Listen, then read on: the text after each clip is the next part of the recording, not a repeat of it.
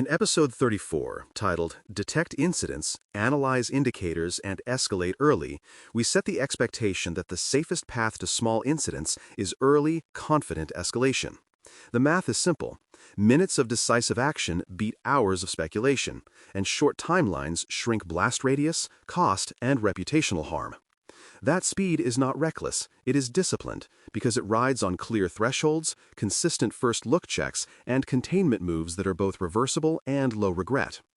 When teams embrace this posture, they replace hesitation with a steady rhythm of sense, test, decide, and act, while there is still time to choose outcomes rather than absorb them. Correlation is how you turn noisy fragments into a coherent hypothesis. Stitch identity, endpoint, network, and cloud facts around shared entities, user, host, token, workload, resource, and around time windows aligned to real attack tempos.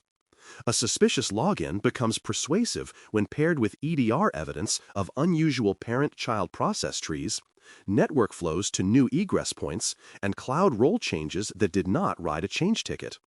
Use asset and identity context from configuration management database, spelled CMD on first mention and CMDB thereafter, and identity and access management, spelled IAM on first mention and IAM thereafter, to weight the story by criticality and privilege.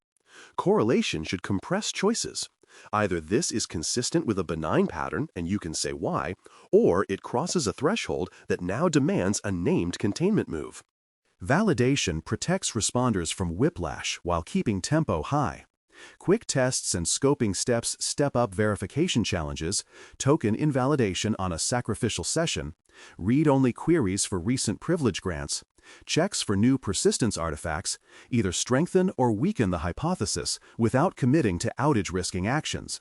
Use short, pre-approved queries and synthetic events to confirm parser health and lookalike conditions.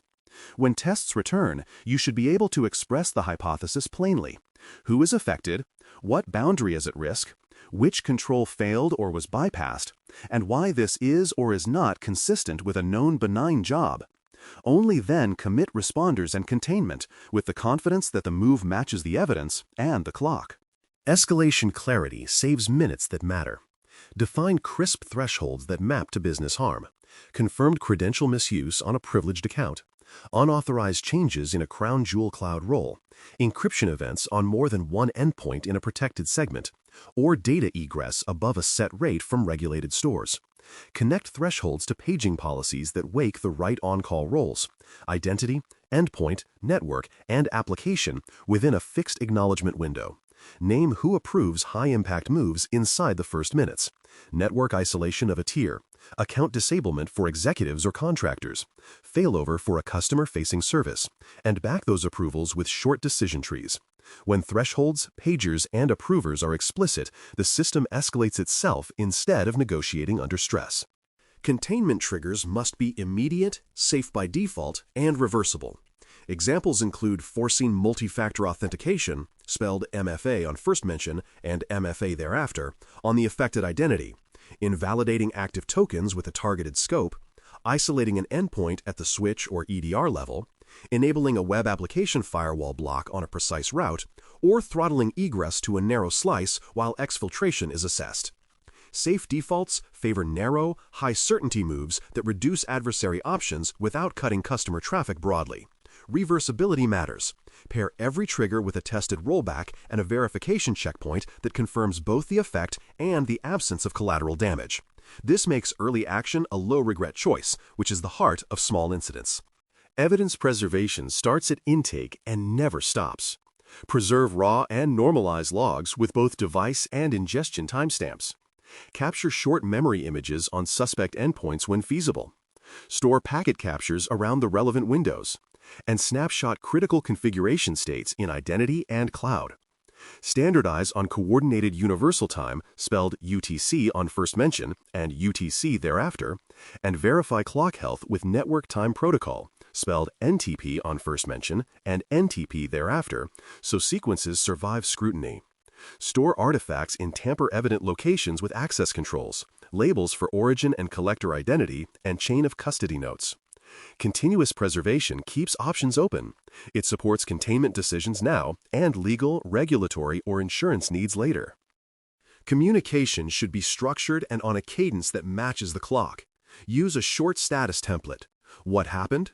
What is known? What is unknown? What is being done next? Who owns it? And when the next update lands. Keep sensitive details, keys, tokens, customer identifiers, inside restricted case artifacts, and refer to them by handle in broader notes.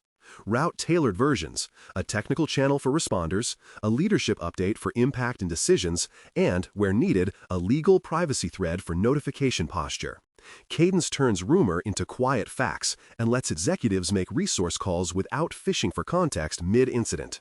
False positives will always visit, so manage them without blinding yourself. Maintain allow lists for sanction scanners, maintenance tasks, and scheduled automations that mimic attacker behavior. And attach expiration dates so lists do not fossilize. Build baselines that account for seasonality and change windows and require feedback loops. Every high-volume rule should collect triage outcomes and feed them back into thresholds and suppressions. Retire detectors that never drive action, refine those that sometimes do, and promote those that reliably front-run harm. The aim is not silence. It is a queue where signal routinely leads to containment within minutes. A durable event-to-incident timeline and decision log is both a working tool and a future shield. Log every escalation, handoff, containment, verification, and rollback with time, owner, and artifact links, and record the hypothesis that drove each move. Note alternative paths considered and why they failed the evidence or the appetite test. Keep the log as you go, not after. Memory fades under adrenaline, and fidelity at review time depends on facts captured in the moment. A clean timeline turns lessons into changes and satisfies legal or regulatory reviewers who want to see prudence and proportionality. Common pitfalls are predictable and remediable. Alert fatigue arrives when detectors are uncalibrated, when owners are missing, and when context is not attached. Remedy with required fields, enrichment at intake, and principle-based suppressions that expire. Siloed tooling breaks stories into fragments. Remedy with unified case records and bidirectional links across SIEM, EDR, identity, network, and cloud consoles. Missing context forces guessing. Remedy with enforced lookups to CMDB and IAM, and with change record joins that flag planned behavior. Every pitfall has a corrective pattern, and folding those patterns into playbooks and onboarding is how programs get steadily faster and calmer. In conclusion, convert intent into motion with two near-term artifacts that make early escalation routine. First, create a crisp escalation matrix that ties named detectors and scenarios to severity bands, paging paths, containment triggers, and approvers, all in the unit's leaders already used to judge harm. Second, run a detection to escalation drill this week using the contractor account scenario. Inject synthetic signals, enforce first-look checks, page real on-call roles, execute safe default containment, and capture a live timeline. Record gaps, update thresholds and playbooks, and schedule the next drill on a different crown jewel flow. Early, confident escalation becomes a habit only when the system practices it on purpose. Thanks for listening. For more audio courses, daily newsletters, and more, please visit baremetalcyber.com.